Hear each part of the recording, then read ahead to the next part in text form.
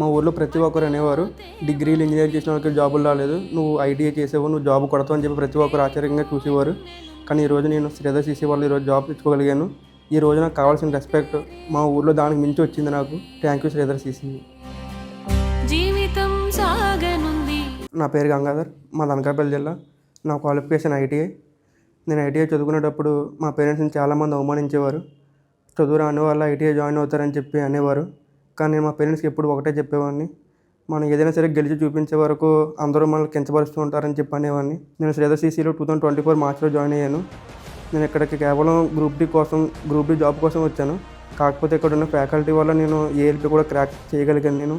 నాకు శ్రీధర్ సీసీలో పెట్టే మాక్ టెస్ట్లు, ఎక్స్ప్లెనేషన్స్, లైబ్రరీ, ల్యాబ్ నాకు బాగా యూటిలైజ్ చేసుకున్నాను. నేను శ్రీధర్ సీసీలో CBT 1, CBT 2 సైకోమెట్రిక్ టెస్టులు ఫ్రీగా కండక్ట్ చేశారు. క్లాసులు అవి మనకి ఇక్కడ పెట్టే స్పెషల్ క్లాసెస్, హిట్ ప్రోగ్రామ్స్ అని నేను చాలా బాగా యూటిలైజ్ చేసుకున్నాను. మీరు కూడా ఏ ప్రోగ్రామ్ కూడా మిస్ చేసుకోవద్దు. మీరు నాలా త్వరగా జాబ్ సాధించగలరు. Thank you Sridhar CC. Thank you Sridhar sir.